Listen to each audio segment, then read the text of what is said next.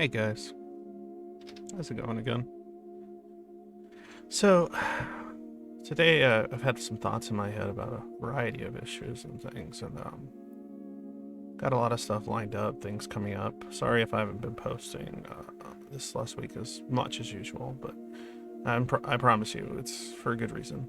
Um, as far as like for the channel and stuff goes, I've been focusing my energies and behind the scenes in some regards. Um, but I wanted to talk a little bit today about identity, what identity means to the schizoid, or more aptly, what it doesn't mean, or what it could but usually doesn't. I'm not sure how to word it, to be honest. Um, and I can't, like as usual, I can't speak for everyone's experience, but one thing I have noticed, at least in my own, and speaking to many others, is that there's a tendency to not be able to connect to the self, to not be able to connect to what would be known as identity, to almost have a form of an ego zombie uh, uh, as part of the sense of self. And it's kind of difficult for me to conceptualize it at times, but many of us do not feel, well, we don't feel as much as we should, but we don't feel like we have a self. The Many of us have manufactured narratives and concepts. Like we have a conceptual self, perhaps, but this emotional self, the self that most people, when they say me or myself or who I am as a person, uh, those phrases kind of fall on deaf ears for some of us because the self is generally developed within a human being via their emotional connections, emotional attachments, as well as social interactions, to community, to feeling in place with humanity in some respect or another, or some aspect of it. Um, the sense of self develops through those facets. And when you can't very easily emotionally connect to people, much less your own emotions, which is what makes it so difficult, because it's not just a social issue. It's an issue in which you cannot connect or understand the complicated emotions that go through you, or your mind tends to just shut down when things get too much to handle. So many of us are in a general state of malaise combined with apathy. Um, I'm not saying it's like complete apathy, but it's like this kind of low to mid grade level that's just kind of fluctuating sometimes, but always there. And in that kind of psychological environment, it's hostile essentially to the creating or the developing, the growth of the self. And so then the self has to be seen as like a concept, distant or disconnected from, I guess, your consciousness in a way. And so many of us delve into a variety of topics such as philosophy, psychology, sociology, theology, any subject really that has to do with humankind, in a search for the self, because we cannot intuitively create it. We cannot intuitively grow a self. And if we did prior to whatever trauma or event that caused this sort of disassociation to our emotional states,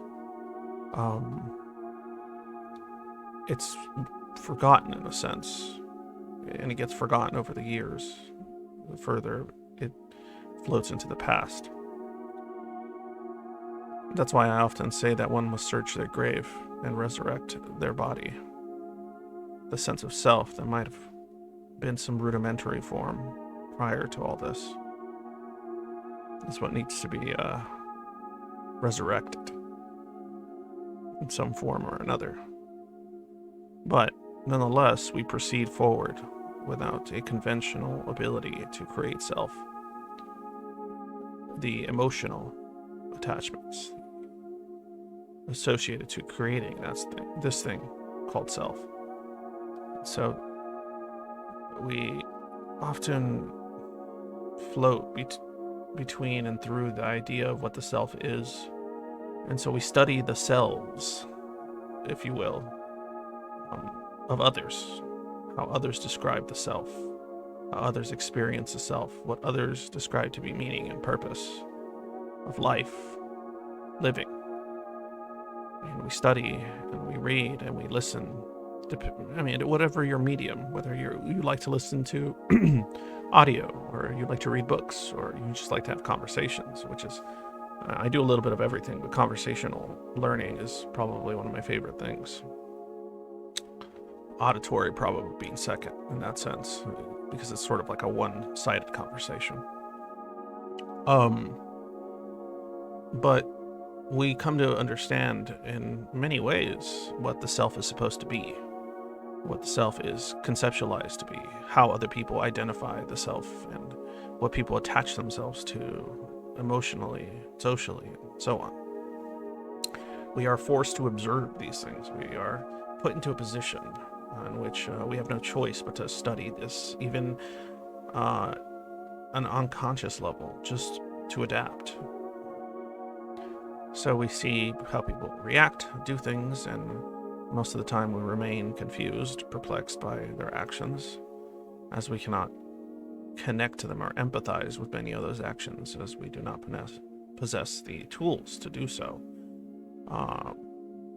But that doesn't, obviously mean we're devoid of our own emotions. So we have plenty of them. They're just difficult to interpret and very, very, it's like the heart is missing from the, like, I don't know how to explain it. I know I'm rambling a bit, but a disconnect from the heart and the brain, the heart and the mind, the soul and the mind. I know, or consciousness and subconsciousness, if you want to talk about it like that, in a more secular sort of fashion, or whatever's comfortable for you. But this disconnect forces us to adapt, to become, in a sense, focused on rationalization, intellectualization, to maybe manufacture a sense of self, to rationalize that we have a sense of self, or that we possess a self of some kind. Which, it's difficult because it's prone to delusion and illusion, because there's no gut feeling, there's no intuitiveness to the creating of the self when emotional detachment is your main issue, main problem. And obviously, because of emotional detachment, you then find social attachments just as difficult, just as impossible at times. And that's what's so insane, is that the self is generally created by an amalgamation of those two factors: emotional attachments and social, concerns and worries, and insecurities, and so on and so forth. So without that, what are we left with, right? We're left with some intellectualized version of the notion of the self. And oftentimes it's not enough. It's not enough to feel what you want to feel. It's not enough to fill that void, to fill that empty grave. And it's hard. It sucks. It's shit. It's complete shit. But I'm not trying to blackpill people here.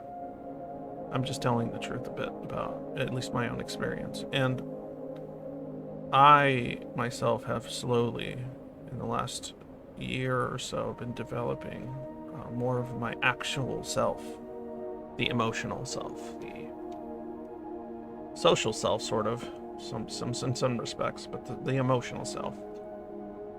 And even if, like, say the idea of having a social self is repulsive, distasteful to you, it is to me as well.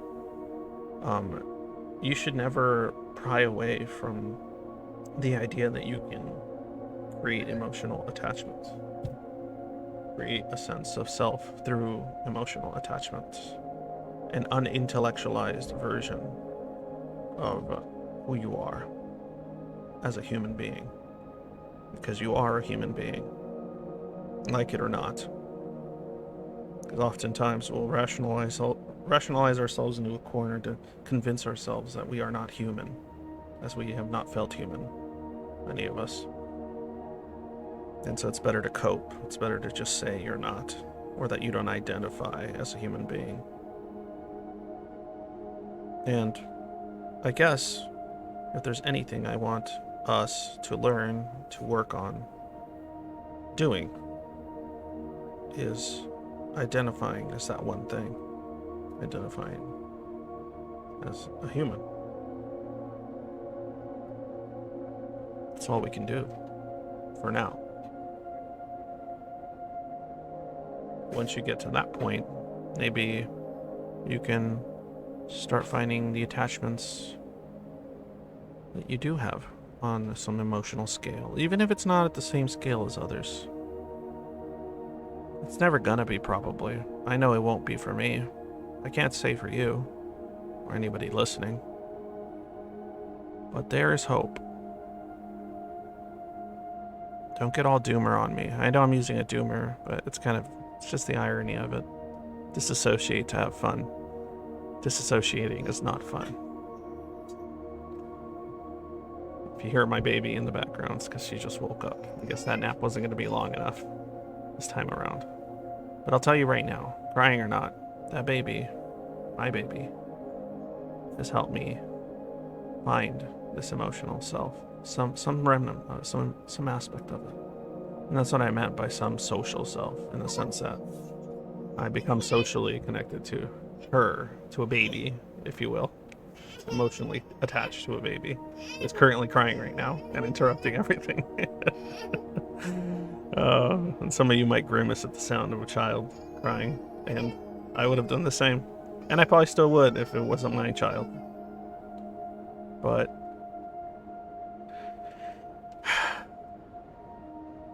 yeah, it's just that's it, really, that I want to simply describe in some manner. We can do this. I can do this. Don't lose faith. Self can be found.